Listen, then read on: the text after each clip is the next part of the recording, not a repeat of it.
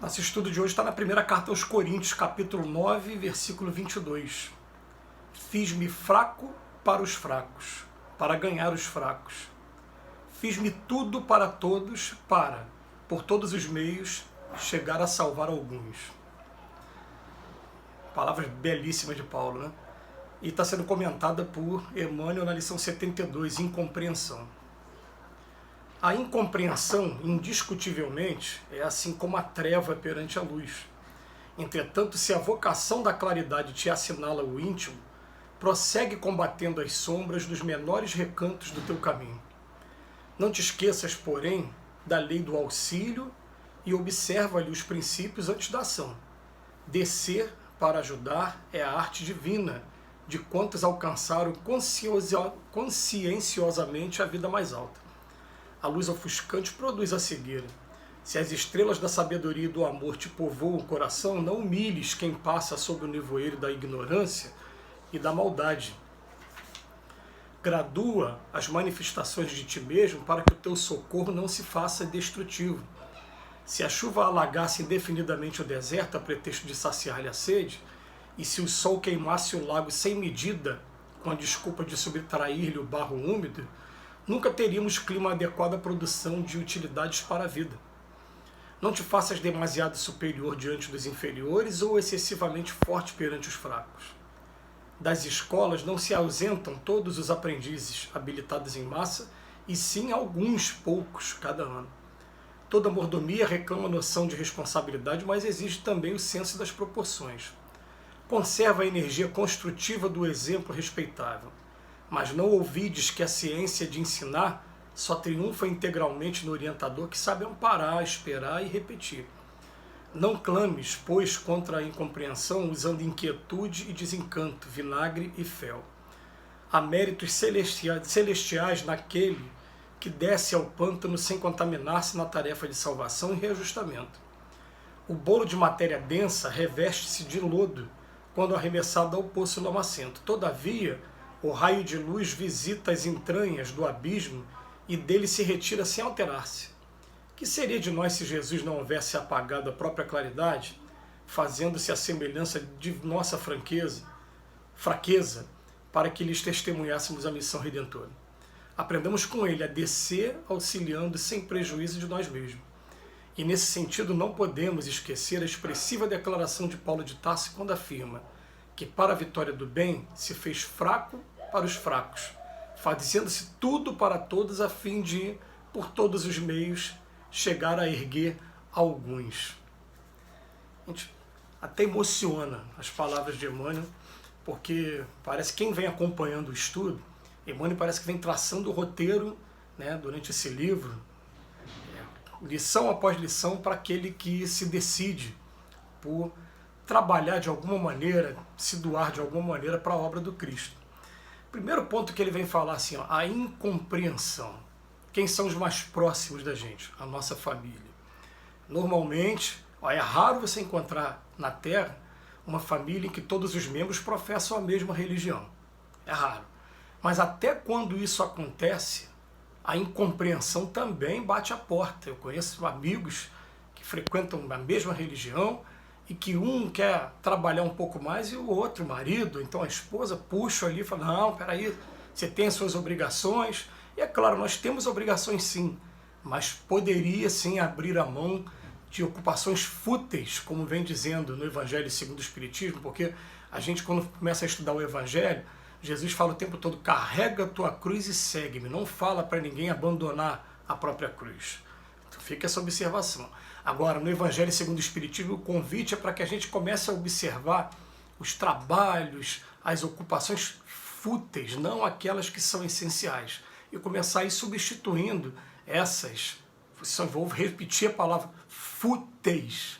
Né? A gente começa a substituir. Então eu comecei a botar aqui na minha vida, peraí, o que eu faço hoje que seria enquadrado como fútil? Eu gostava muito de joguinho, né? Eu sou filho de cearense com mineiro, tanto a parte de lá como de cá gosta de joguinho de baralho, e não tem nada errado nisso, desde que seja feito de maneira fraternal, de maneira entre família. Mas daí você começar a colocar aquilo como um vício, com um costume, né, muito frequente de estar fazendo isso, eu falei, não, peraí, nos momentos que eu estaria jogando, a partir de agora eu vou estar estudando, eu vou estar divulgando, eu vou estar indo até alguém que está precisando de ajuda e começa a substituir aqueles horários que eu estaria vendo novela, que eu estaria só de bate-papo, e bate-papo que muitas das vezes é improdutivo, é só para às vezes para comentar a vida dos outros, para falar alguma coisa. Aí cada um vai fazer o juízo daquilo que seja fútil ou não. Mas a incompreensão vai bater a nossa porta. E as pessoas vão começar a dizer assim, pô, parece que está ficando fanático, pô. É todo dia tem uma atividade, toda hora tem alguma coisa para fazer, né? E a gente, o que é que ele vem falar aqui, né? Que se a gente já tem a luz, né? O que ele fala aqui mesmo, a palavra? Ele fala, se a vocação da claridade te assinala o íntimo, prossegue combatendo as sombras nos menores recantos do teu caminho. Né? Uma outra coisa que ele fala aqui também, né? Fiz-me fraco para os fracos para ganhar os fracos. Esquece a palavra fraco. O que ele está querendo dizer aqui é que ele se fez igual, para poder incentivar as pessoas não se sentirem diferentes dele. Por exemplo, eu vou dar um exemplo muito pessoal aqui.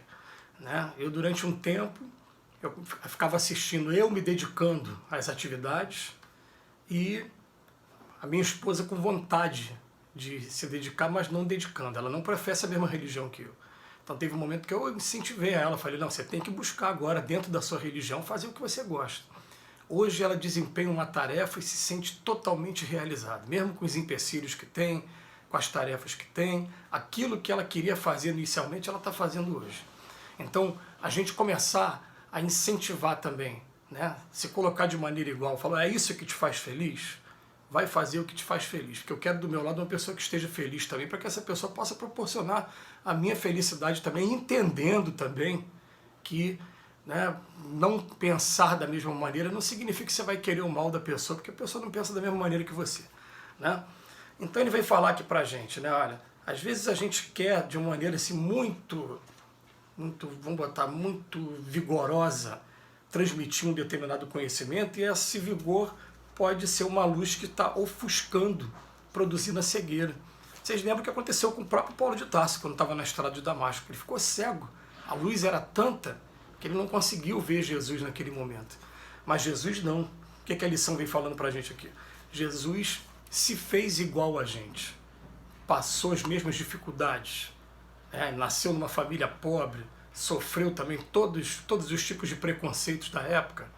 Quem já estudou o Evangelho com mais detalhes, você pega lá no Evangelho de João, tem um momento que Natanael, ele faz uma observação, pode vir alguma coisa lá boa daquela cidade lá de Nazaré? Logo Nazaré? O que Nazaré tem de bom? Quer dizer, era um lugar de excluídos. Ele, por sentir-se também excluído na época e ver o drama de todos aqueles que viviam com ele, ele juntou com a sua missão e se tornou, né, esse grande nome aí, vamos botar assim, o maior exemplo de centralidade do mundo, de tirar todo mundo da margem e tentar dar direito a todos de terem a sua oportunidade. Então ele vem colocar aqui pra gente, né, que há méritos celestiais naqueles que descem ao pântano sem contaminar-se na tarefa de salvação e reajustamento. Agora ele já não estava falando do igual para igual, não. Agora ele está falando realmente, vamos colocar assim, exemplos. Um Chico Xavier ser levado, como todo mundo conhece a história por causa do filme, ser levado a uma casa de prostituição. E chega lá dentro da casa de prostituição, ao ser reconhecido, as pessoas pedem para ele fazer oração. Ele faz uma oração com todo mundo. Que mal tem, por exemplo, eu me lembro com muito carinho, de ir à direção, quem lembra aqui mais ou menos vai saber o que eu estou falando, rodoviária da Pavuna antiga. Mas era uma construção assim, vamos botar assim, que dava até medo. Muito feio, muito destruído, com um odor muito forte, mas tinha gente morando lá dentro. E na hora de entrar lá, selecionava as pessoas, falava, vem você e você comigo. A gente ia lá, entregava quentinha para quem estava lá dentro e saía. De você ir nesses lugares que às vezes a gente considera os lugares mais complicados e se colocar de igual para igual, olho no olho, mesma altura, olho no olho, conversando de homem para homem. Se a gente não consegue fazer isso, infelizmente, né, eu tenho poucos exemplos, né, mas esses poucos exemplos eu procuro trazer porque as nossas palavras têm força quando a gente fala da gente mesmo. Mas vai ser muito bom o dia que a gente conseguir olhar para todos os seres humanos, todos eles, olho no olho, e fazer isso que está sendo recomendado aqui por Paulo de Tarso. Que Jesus nos abençoe hoje e sempre.